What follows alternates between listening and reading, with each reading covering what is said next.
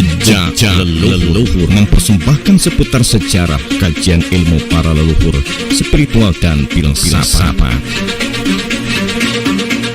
Update video terbaru dengan tekan tombol subscribe, like, dan share, serta sertakan lonceng notifikasinya agar tidak ketinggalan video terbaru. Selamat menikmati. Assalamualaikum warahmatullahi wabarakatuh. Sahabat pecinta channel Jejak Leluhur, ketahuilah bahwa berkah kita membaca atau mendengarkan cerita para wali, maka akan timbul di dalam diri kita seakan-akan ada sesuatu yang masuk, yang menggerakkan batin kita untuk semakin mahabbah kepada para wali, sekaligus mahabbah kepada Rasulullah, dan semakin mendekat kepada Allah. Dengan demikian, sahabat sekalian, silakan Anda rasakan dengan kemampuan diri Anda sendiri untuk mendengarkan cerita ini, dan sambil kita bertawasul kepada Sunan Kudus yang akan saya ceritakan di sini, semoga beliau mendapatkan rahmat di sisi Allah Subhanahu wa Ta'ala. Amin, Allahumma ya Allah ya Rabbal Alamin. Asal-usul Sunan Kudus. Menurut salah satu sumber, Sunan Kudus adalah putra Raden Usman Haji yang bergelar Sunan Ngundung dari Jipang Panolan. Ada yang mengatakan letak Jipang Panolan ini di sebelah utara kota Blora. Di dalam Babad Tanah Jawa disebutkan bahwa Sunan Ngundung pernah memimpin pasukan Majapahit. Sunan Ngundung selaku Senopati Demak berhadapan dengan Raden Husein atau Adipati Terung dari Majapahit. Dalam pertempuran yang sengit dan saling mengeluarkan aji kesaktian itu, Sunan Ngundung gugur sebagai pahlawan syahid. Kedudukannya sebagai Senopati Demak kemudian digantikan oleh Sunan Kudus, putranya sendiri yang bernama asli Japar Sodik. Sahabat, ketahuilah bahwa pasukan Demak hampir saja menderita kekalahan. Namun berkat siasat Sunan Kalijaga dan bantuan pusaka Raden Patah yang dibawa dari Palembang, kedudukan Demak dan Majapahit akhirnya berimbang.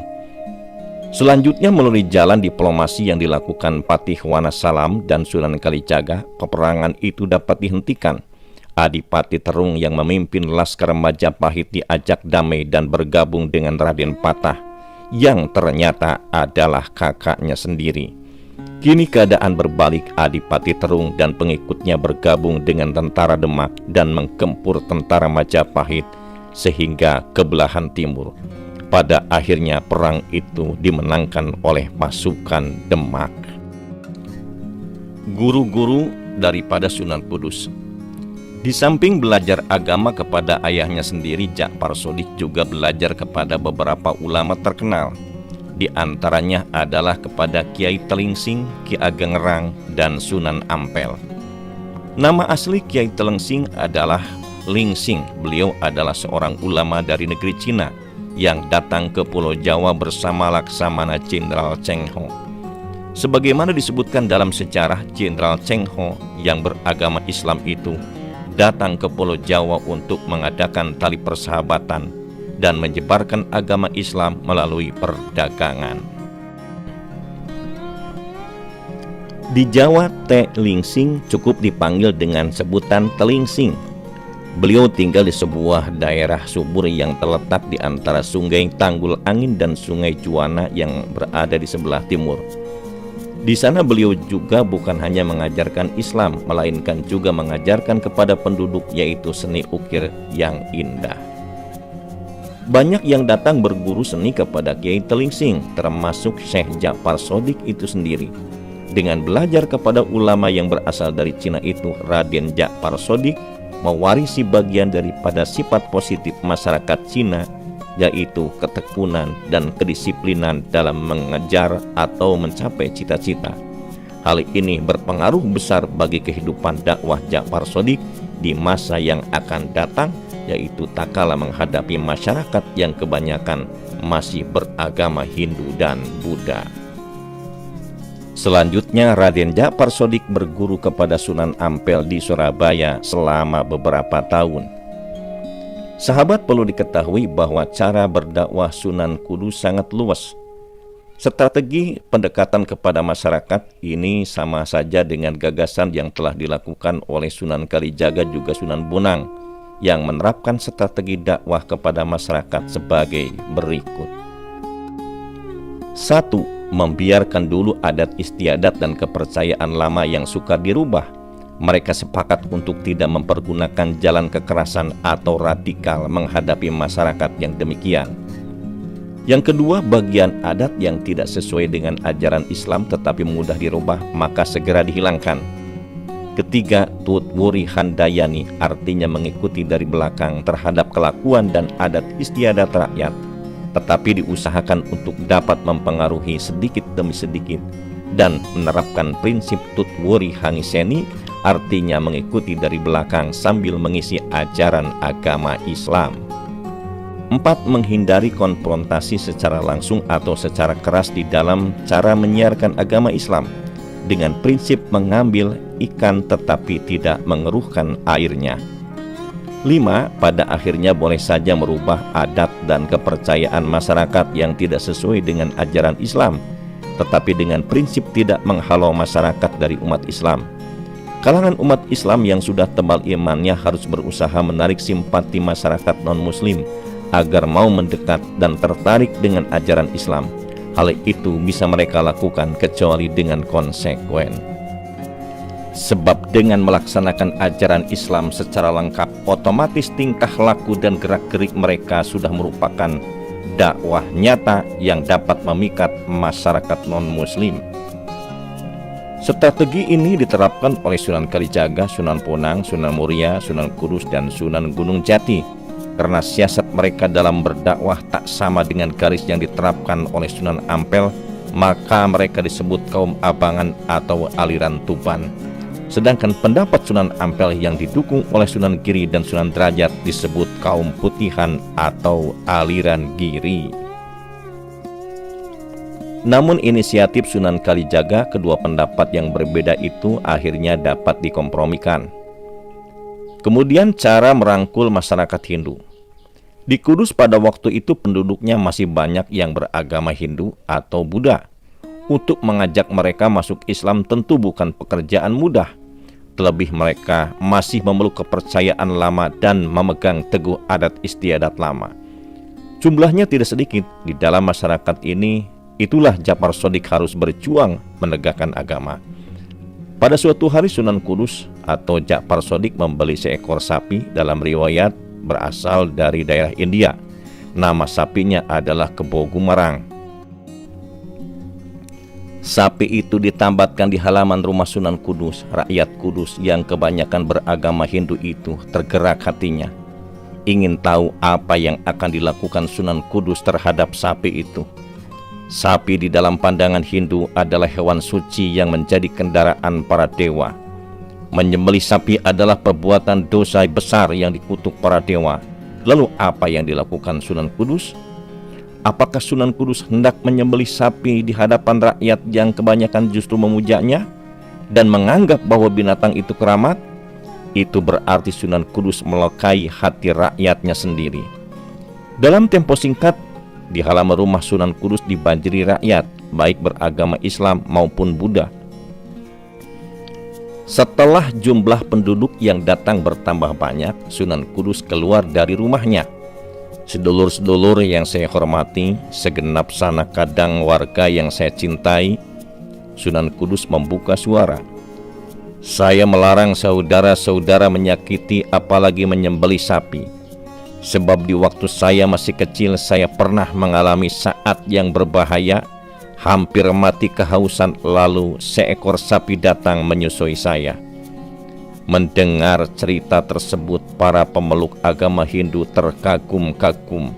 Mereka menyangka bahwa Ja'far Shadiq itu adalah titisan Dewa Wisnu. Maka mereka bersedia mendengarkan ceramahnya. Demi rasa hormat saya kepada jenis hewan yang pernah menolong saya, maka dengan ini saya melarang penduduk Kudus menyakiti atau menyembelih sapi. Kontan para penduduk terpesona atas kisah itu. Sunan Kudus melanjutkan, salah satu di antara surat-surat Al-Quran yaitu surat yang kedua dinamakan surat sapi, atau dalam bahasa Arabnya adalah Al-Baqarah, kata Sunan Kudus. Masyarakat semakin tertarik, kok ada ya sapi di dalam Al-Quran. Mereka menjadi ingin tahu lebih banyak, dan untuk itulah mereka harus sering-sering datang mendengarkan keterangan daripada Sunan Kudus. Demikianlah sesudah simpati itu berhasil diraih, akan lapanglah jalan untuk mengajak masyarakat berduyun-duyun memasuki agama Islam. Bentuk masjid yang dibuat Sunan Kudus pun tak jauh bedanya dengan candi-candi milik orang Hindu. Lihatlah Menara Kudus yang antik itu, yang hingga sekarang dikagumi oleh orang di seluruh dunia karena keanehannya. Dengan bentuknya yang mirip candi itu, orang-orang Hindu merasa akrab dan tidak takut atau segan masuk di dalam masjid guna mendengarkan ceramah Sunan Kudus. Cara merangkul Sunan Kudus terhadap agama Buddha. Sesudah berhasil menarik umat Hindu ke dalam agama Islam hanya karena sikap toleransi yang tinggi, yaitu menghormati sapi yang dikeramatkan umat Hindu dan membangun menara masjid mirip dengan candi Hindu. Cara merangkul Sunan Kudus terhadap agama Buddha. Sesudah berhasil menarik umat Hindu ke dalam agama Islam hanya karena sikap toleransi yang tinggi, yaitu menghormati sapi yang dikeramatkan umat Hindu dan membangun menara masjid mirip dengan candi Hindu, kini Sunan Kudus bermaksud menjaring umat Buddha. Caranya memang tidak mudah, harus kreatif dan tidak bersifat memaksa. Sesudah masjid berdiri, Sunan Kudus membuat padasan atau tempat wudhu dengan pancuran yang berjumlah 8.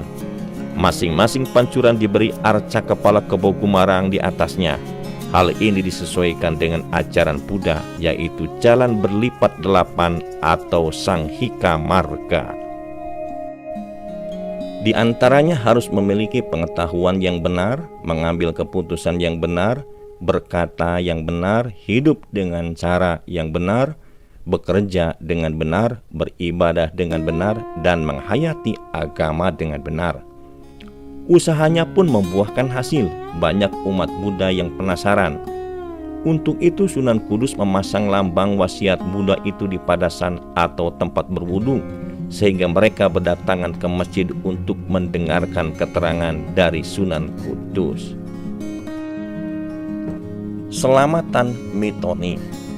Di dalam cerita tutur disebutkan bahwa Sunan Kudus itu pada suatu ketika gagal mengumpulkan rakyat yang masih berpegang teguh pada adat istiadat lama. Seperti diketahui, rakyat Jawa banyak yang melakukan adat istiadat yang aneh, yang kadang kala bertentangan dengan ajaran Islam. Misalnya berkirim sesaji di kuburan untuk menunjukkan bela sungkawa atau berduka cita atas meninggalnya salah seorang anggota keluarga. Selamatan Neloni, Mitoni, dan lain-lain. Sunan Kudus sangat memperhatikan upacara-upacara ritual tersebut dan berusaha sebaik-baiknya untuk merubah atau mengarahkan dalam bentuk Islami. Hal ini dilakukan juga oleh Sunan Kalijaga dan Sunan Muria. Contohnya, bila seorang istri orang Jawa hamil 3 bulan, maka akan dilakukan acara selamatan yang disebut mitoni, sembari minta kepada dewa dan bila anaknya lahir supaya tampan seperti Arjuna, jika anaknya perempuan supaya cantik seperti Dewi Ratih. Adat tersebut tidak ditentang secara keras oleh Sunan Kudus, melainkan diarahkan dalam bentuk Islami. Acara selamatan boleh terus dilakukan, tapi niatnya bukan sekedar kirim sesaji kepada para dewa, melainkan bersedekah kepada penduduk setempat, dan sesaji yang dihidangkan boleh dibawa pulang, sedangkan permintaannya langsung kepada Allah Subhanahu wa Ta'ala, dengan harapan anaknya lahir laki-laki akan berwajah seperti Nabi Yusuf alaihi salam, dan bila mana perempuan seperti Siti Maryam, ibunda Nabi Isa alaihi salam. Untuk itu sang ayah dan ibu harus sering membaca surat Yusuf dan surat Maryam di dalam Al-Quran. Sebelum acara selamatan dilaksanakan, diadakanlah pembacaan layang Anbiya atau sejarah Nabi. Biasanya dibacanya adalah bab Nabi Yusuf. Hingga sekarang acara pembacaan layang Anbiya yang berbentuk tembang asmaradana, pucung, dan lain-lain itu masih hidup di kalangan masyarakat pedesaan. Berbeda dengan cara lama, pihak tuan rumah membuat sesaji dari berbagai jenis makanan, kemudian diikrarkan oleh sang dukun atau tetua masyarakat. Setelah upacara sakral itu dilakukan, sesaji itu tidak boleh dimakan, melainkan diletakkan di candi, di kuburan, atau di tempat-tempat yang sunyi di lingkungan tuan rumah. Ketika pertama kali melaksanakan gagasannya, Sunan Kudus merasa gagal, yaitu beliau mengundang seluruh masyarakat, baik yang Islam maupun yang Hindu dan Buddha, ke dalam masjid. Dalam undangan tersebut, Sunan Kudus yang hendak mitoni dan bersedekah atas hamil sang istri yang telah 3 bulan.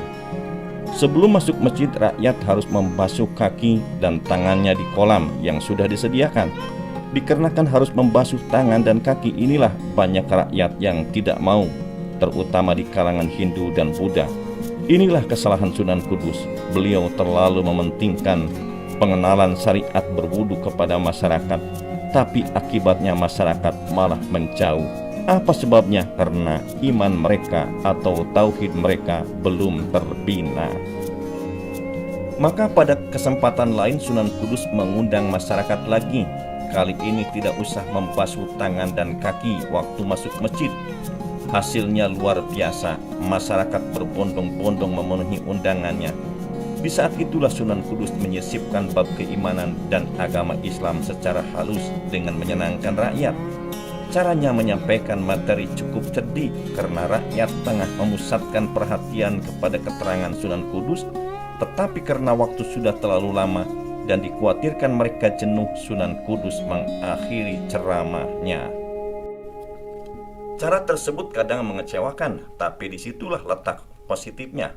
Rakyat ingin tahu kelanjutan ceramahnya, dan pada kesempatan lain mereka datang ke masjid, baik dengan undangan maupun tidak, karena ingin tahu. Demikian besar mereka tak peduli lagi syarat apa yang diajukan Sunan Kudus, yaitu membasuh kaki dan tangan terlebih dahulu, yang lama-kelamaan menjadi kebiasaan untuk berwudu.